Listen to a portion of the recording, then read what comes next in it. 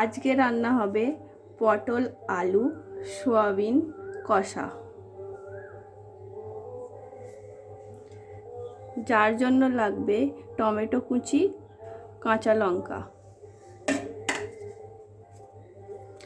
আর লাগবে আদা কুচি।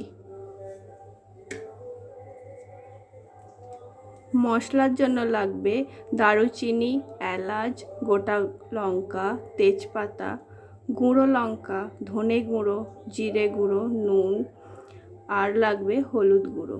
নুন পরিমাণ মতো দিতে হবে।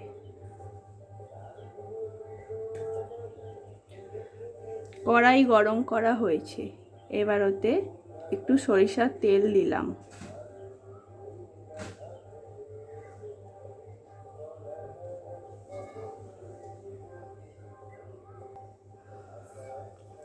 তেল গরম হয়ে গেছে, ভেজে নেব পটলগুলো।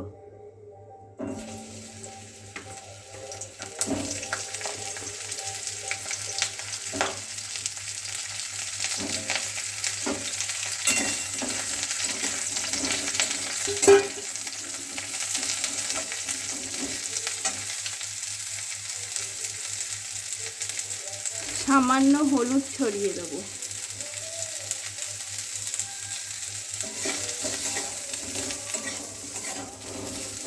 পটলগুলো লাল লাল করে ভেজে ফিরে আসবো।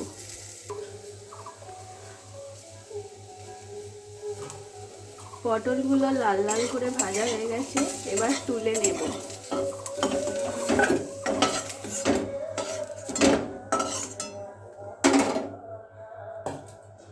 এবার সামান্য তেল দিয়ে, তেল গরম হলে সয়াবিনগুলো দিয়ে দেবো। সয়াবিনগুলো ভাজা হলে তুলে নেব।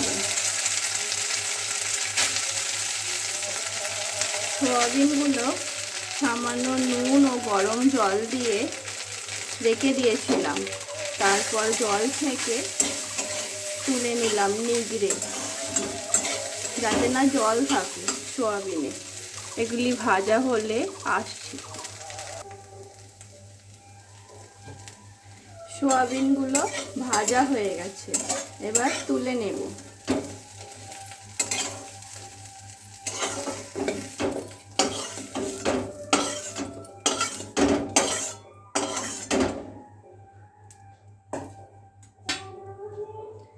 এবার সামান্য তেল দিয়ে আলুগুলি ভেজে নেব।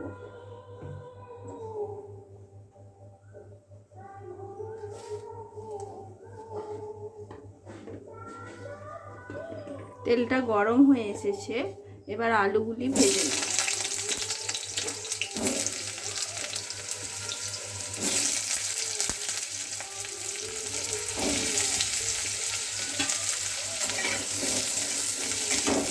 লাল লাল করে ভেজে নিয়ে ফিরে আসছি। আলুগুলো ভাজা হয়ে গেছে, এগুলি আমি তুলে নেব গ্যাসটা কম দিয়ে।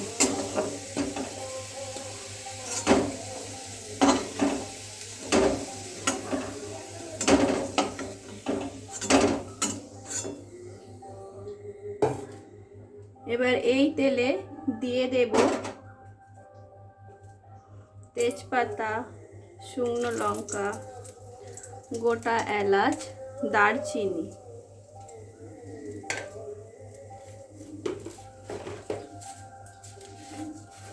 এটা ভিডিওর মধ্যে বলতে ভুল হয়ে গেছিল, এটা গোটা জিরে দিতে হবে, যেটা আমি এখন দিলাম।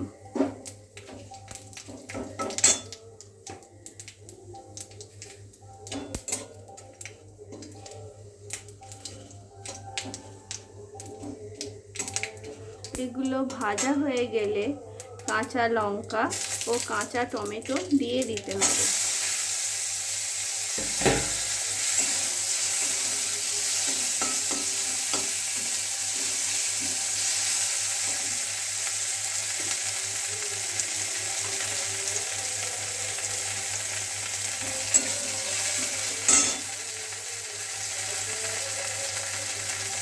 টমেটোগুলো গলার জন্য সামান্য নুন দিতে হবে।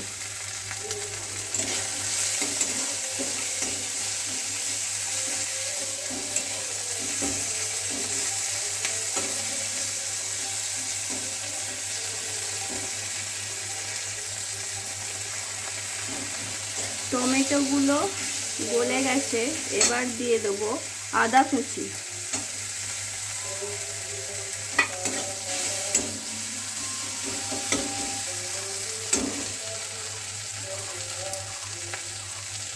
বাকি সব মশলাগুলো একটু জলের সাথে নিয়ে পেস্ট বানাবো।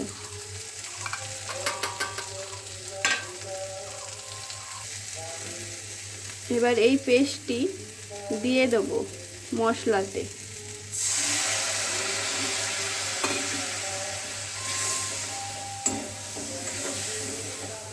এই মশলাটি এবার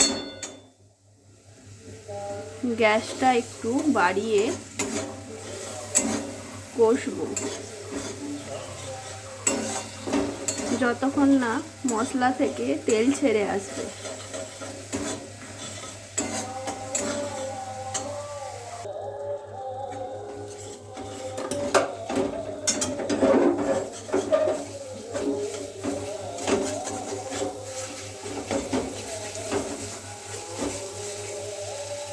মশলাতে তেল ছেড়ে গেছে,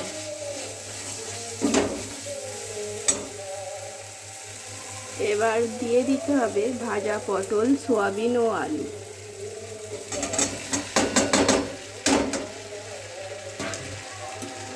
এগুলিকে ভালো করে মশলার সাথে কষে নিতে হবে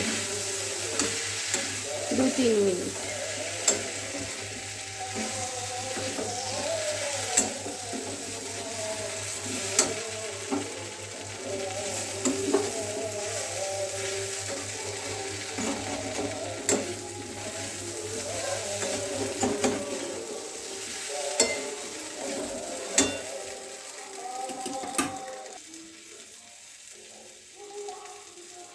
এখানে প্রয়োজন মতন নুন দিতে হবে।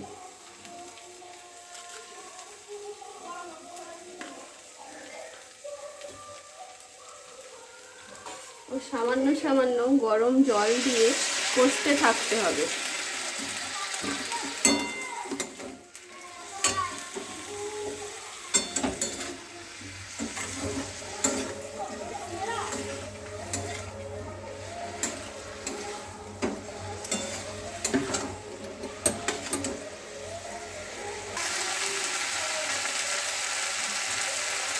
কষা হয়ে গেছে, তাই গরম জল দিয়ে দিলাম সিদ্ধ হবার জন্য।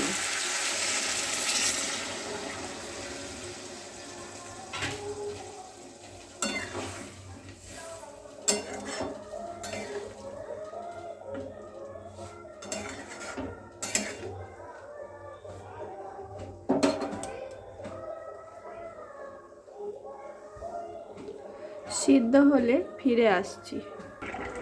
3-4 মিনিট পর ফিরে এলাম একটু নেড়ে দেওয়ার জন্য। সেদ্ধ হয়েছে কি, এখনো একটু হবে সিদ্ধ, আর একটু হলে তারপর নামিয়ে নিয়ে সার্ভ করব।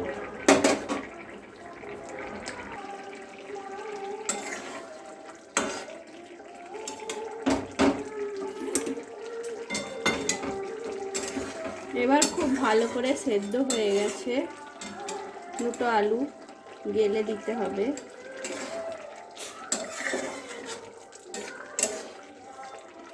এবার গরম ভাতের সাথে খেলে খুব সুস্বাদু লাগবে। যেহেতু এটা নিরামিষ, কেউ যদি গরম ঘি এতে দিতে চায় খুব ভালো লাগবে। গরম মশলা দিলে উপরে ভালো লাগবে। আজকের মতন আমার রান্না সমাপ্ত।